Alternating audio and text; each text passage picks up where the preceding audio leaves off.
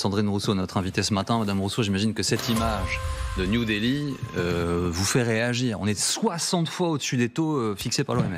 Non, mais ça, c'est pas la seule ville qui est concernée par les pollutions atmosphériques. Je rappelle que la France est aussi concernée et qu'elle peine à prendre des mesures qui soient à la hauteur de l'enjeu. C'est des morts par milliers. Rien qu'en France, c'est 48 000 morts par an prématurés liés à la pollution atmosphérique. Aujourd'hui, on ne peut pas continuer dans ce système-là qui met en danger nos vies, notre vie à moyen terme sur la planète et puis notre santé à très court terme. Alors, au sujet de notre santé, les agriculteurs se battent aussi, disent-ils, pour notre santé, c'est-à-dire fabriquer près de chez nous des choses que nous mangeons dans des conditions que nous maîtrisons. Ils sont de retour dans la rue aujourd'hui, sur les ronds-points, sur les autoroutes, pour manifester leur mécontentement. Est-ce que vous comprenez cette nouvelle mobilisation? Surtout, au-delà de ça, qu'est-ce que vous dites au gouvernement dans le sillage des agriculteurs?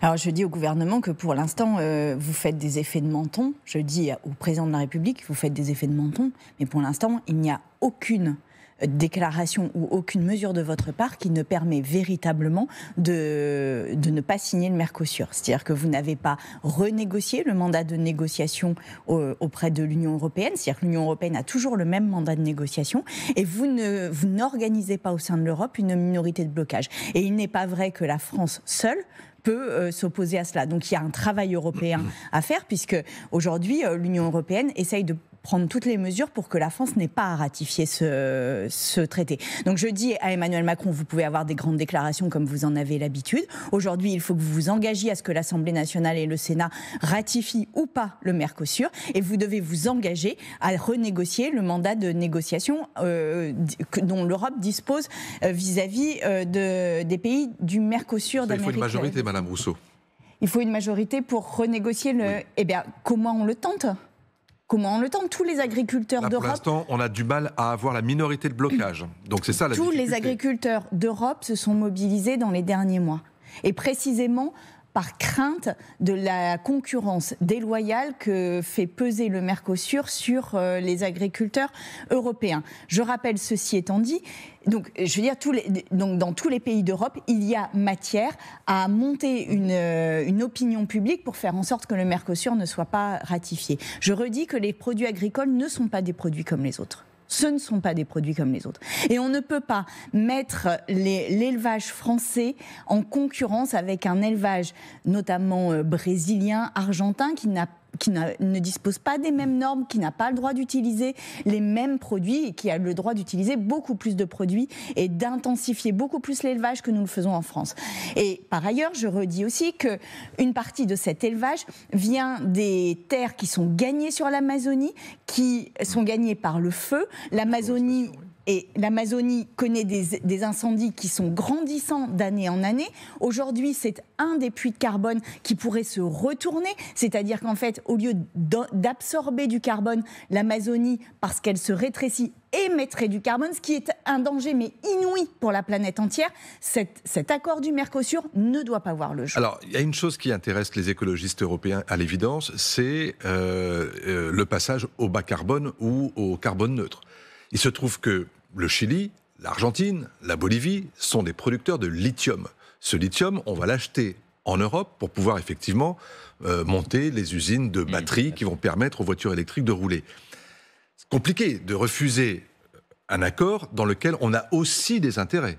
Mais bien Vous êtes sûr, d'accord avec ça? Aussi des intérêts, sauf que le lithium, encore une fois, ne se produit pas comme ça. Et il y a un sujet sur le lithium en Amérique du Sud qui est pris dans des mines qui nécessitent énormément d'eau dans des zones où il manque d'eau.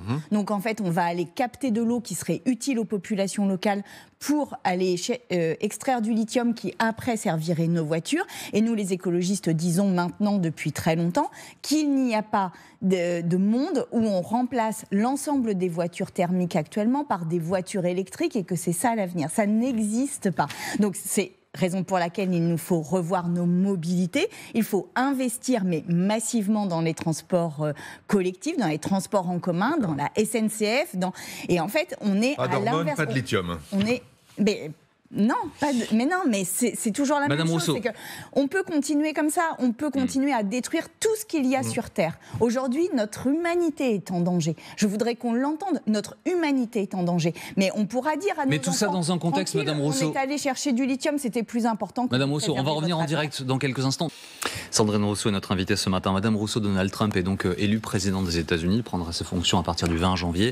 Il nomme petit à petit les cadres de son administration. Il vient de choisir un champion des énergies fossiles à l'énergie. Aux États-Unis, les écologistes sont vent debout. Est-ce que vous pensez que l'écologie est morte pour Donald Trump et pour les États-Unis dans les 4 ans qui viennent ? Alors, ça n'est pas un spécialiste des énergies fossiles, c'est quelqu'un qui a un intérêt personnel, financier immédiat dans les énergies fossiles. C'est-à-dire qu'il a une entreprise qui fait de la fracturation hydraulique, ce qui est la pire des méthodes pour extraire des énergies fossiles, et en l'occurrence du gaz de schiste, ce qui met en danger les populations tout autour, puisque ça met énormément de produits chimiques dans l'eau. Vraiment, c'est une catastrophe. Dans les 4 ans qui viennent, on ne pourra plus compter sur les États-Unis pour parler à l'Inde, pour parler au Brésil, pour parler à la Chine sur ce sujet-là. Mais quels étaient les intérêts de Trump et d'Elon Musk ? Quels étaient leurs intérêts ? C'était un intérêt immédiat de profit, de continuer le modèle économique tel qu'il est actuellement. Trump a réuni toutes les majors du pétrole et du gaz sur le sol américain pour qu'elles financent sa campagne. Vous croyez quoi ? Vous croyez qu'en fait, Donald Trump, c'est juste du populisme ? Ce sont des intérêts économiques extrêmement puissants des énergies fossiles pour que nous ne changions pas de trajectoire. Donc en fait, évidemment qu'il va leur rendre l'appareil. Ces majors l'ont soutenu pendant la présidentielle. C'était aussi d'être indépendant sur le plan énergétique et même de pouvoir exporter. Mais la seule indépendance sur le plan énergétique, ce sont les énergies renouvelables. Ça n'est pas les énergies fossiles, c'est ça la seule indépendance. Et quand vous faites de la fracturation hydraulique qui, encore une fois, met en danger des populations, qu'est-ce qu'on va chercher ? Quand il va faire des forages au nord, au nord de l'Alaska, qu'est-ce qu'on fait ? On met en danger toute la planète, tout l'écosystème. On est dans un anéantissement de la biodiversité. Pardon de ne pas être extrêmement positif ce matin. Et je sais qu'il faut donner aussi de l'énergie aux gens, mais là, on a vraiment besoin d'un virage maintenant. Et ces gens sont des dangers pour la planète, donc pour nous, pour nos enfants. Revenons en France, Madame Rousseau. Alors l'actualité, c'est un préavis de grève illimité reconductible déposé par l'intersyndicale de la SNCF, tous les syndicats. Ils disent non à la réforme du fret et non à une ouverture pour partie des lignes interrégionales. Il y a déjà des lignes nationales qui sont concernées exploitées par des compagnies espagnoles ou italiennes.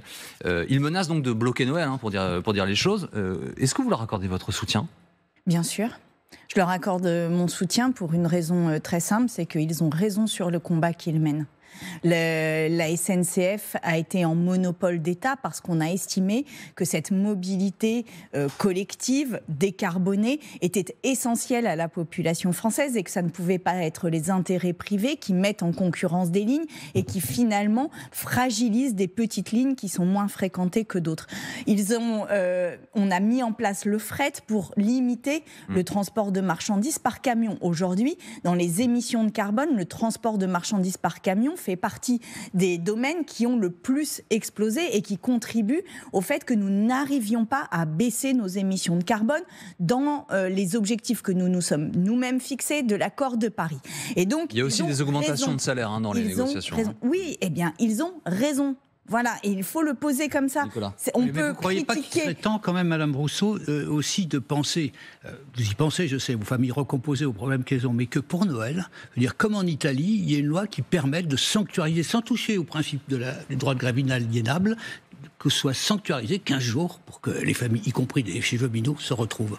Non mais évidemment que ça va gêner les gens. Évidemment, oui, c'est même l'objet d'un mouvement de grève, j'ai envie de vous dire.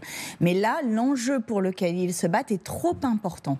Il nous faut conserver le fret et il nous faut conserver toutes les lignes de chemin de fer parce que c'est un transport collectif. Je suis allée en Bretagne cet été, j'ai été absolument surprise que dans toutes les villes bretonnes, même les plus petites, il y avait une gare. Ces lignes ont été peu à peu supprimées pour les substituer à une mobilité par la voiture. On l'a vu tout à l'heure avec le lithium.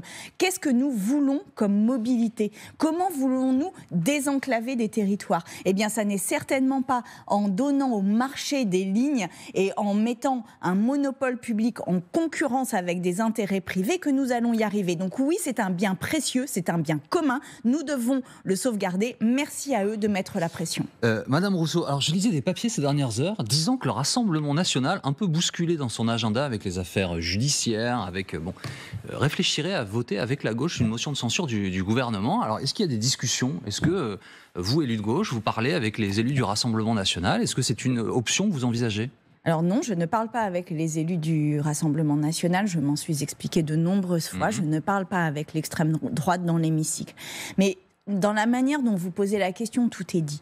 C'est-à-dire que vous dites vous-même, menacés par les procès, fragilisés par les procès du Rassemblement national, ils imaginent, je ne sais plus quels sont les mots exacts que vous venez d'utiliser, mais vous avez fait ce parallèle entre la motion de censure et la situation judiciaire dans laquelle il se trouve.